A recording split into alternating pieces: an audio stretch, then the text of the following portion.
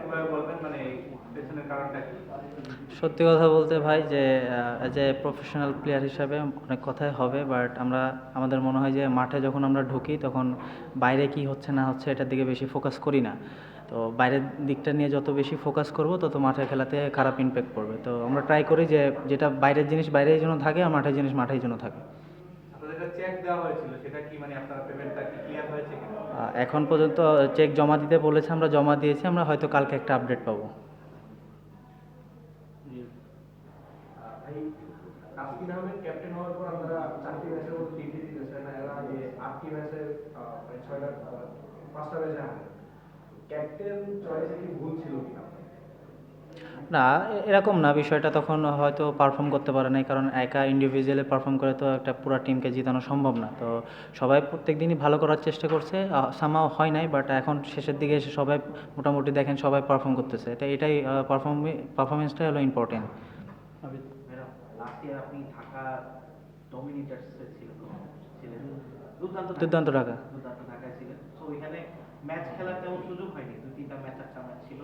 তো এক্সপেকটেশন অনুযায়ী ম্যাচও পাননি, পারফরমেন্স সেভাবে হয়নি। তো এইবার যেহেতু রাজশাহী টিমে আছে, তারা আপনাদের অপরচুনিটি দিল, তো সুযোগগুলো কাজে লাগাতে পেরে আপনার কেমন লাগছে? আর মানে যখন সুযোগ পান না তখন কেমন লাগে?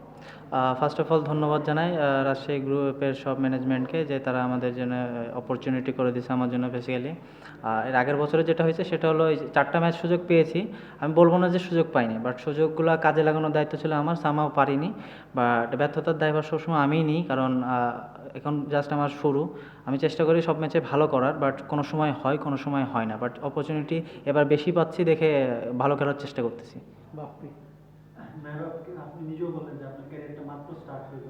তো এই যে এই স্টার্ট হলে আপনি এবিপিএলে বেশ ভালো করছেন, কিন্তু এমন একটা কেওস পরিস্থিতির মধ্যে পড়ে গেছেন যে আপনাদের পারফরমেন্স নিয়ে খুব বেশি কথা হচ্ছে না। এইটা নিয়ে কি একটু আফসোস লাগে যাবেন? আপনার ক্যারিয়ারের আর্লি স্টেজে আপনি পারফর্ম করছেন কিন্তু সেভাবে আলোচনা আসতে পারছেন না, বা মানে মাঠের চেয়ে মাঠের বাইরের বিষয়গুলো নিয়ে আলোচনা হচ্ছে বেশি। না বা আমার কাছে এটা মনে হয় না একদমই, কারণ আমি যখন ভালো করব তখন আমাকে মানুষজন চিনবে। আলটিমেটলি যখন সবসময় ভালো খেলবো, কন্টিনিউয়াসলি পারফর্ম করব, তখন আমাকে মানুষ চিনবে। এটাই হলো মূল লক্ষ্য থাকে সবসময় ভালো করার।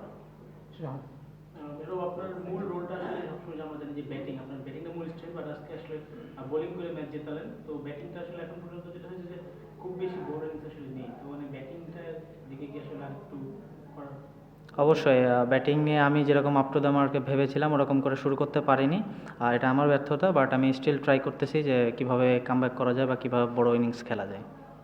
বাবাই, মেহরুব, আপনাদের তো ক্যাপ্টেনের কথা বললেন যে ক্যাপ্টেন চেঞ্জ হওয়ার পর আপনি বলতেছেন যে আসলে টিম ক্লিক করেছে, ক্যাপ্টেনেরও একটা রোল আছে, বাট সেইভাবে হাইলাইট করেনি। আপনাদের টিমে যিনি কোচ আছেন ইজাজ আহমেদ, তার রোলটা আসলে কি? তিনি আপনাদেরকে কি গেম প্ল্যান থেকে শুরু করে কিন্তু প্রথমবার বিপিএল এসেছেন, আপনাদের সম্পর্কে তেমন ধারণা নেই, মানে তিনি অ্যাকচুয়ালি কি কাজটা করতেছেন আপনাদেরকে?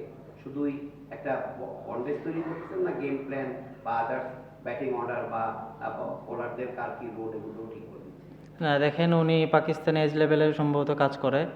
উনি সবারই ক্যারিয়ার সম্পর্কে তার আইডিয়া আছে। সো উনি যখন আসছে বাংলাদেশে কন্ট্যাক্টে কোচ হিসাবে, তখন উনি সবার খেলা দেখছে, বা ইউটিউবে সবার খেলায় আমরা এখন কম বেশি দেখতে পাই। সো উনি ওইভাবে প্ল্যান করে আসছে। ওনার কাছে যেটা মনে হয় যে রাইট, আমাদেরকে বলে, আমাদের সাথে শেয়ার করে। ওনার plan, captain, coach, team management সবাই অ্যাকচুয়ালি একটা প্ল্যান করে যখন দেখে যে এই প্ল্যানে আমরা জেলে সাকসেস হতে পারি, তখন আলটিমেটলি ডিসিশনটা আসে। মেয়র, আপনারা গতকালকে ম্যাচটা জিতে হোটেলে ফেরার পর সম্ভবত টিম ওনারের সাথে তাকে কাঁধে নিয়ে বা ইতি করে নাচানাচি করেছেন, বা তার আগে দেখা গেছে যে আপনার চেক হাতে পাওয়ার পর চেক নিয়ে সবাই ছবি দিচ্ছেন, বা যেটা বললাম যে আপনার টিমের এই ধরনের কর্মকাণ্ড খবরগুলোই বেশি আসছে। তো এটাই বলতেছে যে এই যে এত কিছু হয়ে যাচ্ছে বাইরে, এটাকে সামহাও আপনাদেরকে একটু পারফর্ম করার জন্য ফিউয়েল করে, যে মনে হয় যে না, বাইরে এত কিছু করতেছে, we better stick to our game plan. এটা কোনোভাবে আপনাদের টিমটাকে একটা করেছে কিনা?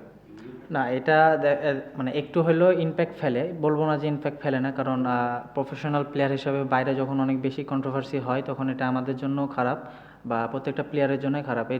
এই টিমে, ন্যাশনাল টিমের অনেক প্লেয়ার আছে রানিং খেলতেছে। সো এইগুলা যদি এরকমভাবে হয় তো এইগুলা ওনাদের ক্যারিয়ারের জন্য, আমাদের ক্যারিয়ারের জন্য একটু মানে খারাপ হবে। কালকে তো আপনাদের কোনো ফরেন প্লেয়ার খেলেন, তো আজকে টাকা পাওয়ার পর সম্ভবত তারা মানে চেক পাওয়ার সমস্ত ম্যাচ খেলতে রাজি হয়েছে, তাদেরকে জিজ্ঞেস করেননি যে মানে কি সমস্যা ছিল, খেললেও তো খেলতে পারছে যদি চেক পাচ্ছ? সত্যি কথা বলতে আমার কোনো ফরেন প্লেয়ারের সাথে কোনো কথা হয় নাই, সো এই বিষয়ে আমি মনে হয় বলতে পারবো না। Thank you. রিয়াদ, ভাই Last one. এখনো প্লে অফের একটা সম্ভাবনা আছে, ভালো রকম সম্ভাবনা, বাট এটা তো কিছুদিন দেরি আছে। আপনারা কি এখন হোটেলে থাকবেন কি না থাকবেন? এটা এখনও ডিসিশন হয়নি, যেহেতু ম্যাচটা আমরা মাত্র খেলে শেষ করেছি। হোটেলে যাব, হোটেলে যে ওনারের সাথে ওনার আছে, ম্যানেজমেন্ট আছে, ওরা ডিসিশন নেবে যে কী হবে না না হবে। Okay, thank you. Thank you. Thank you. Best of luck. Thank you.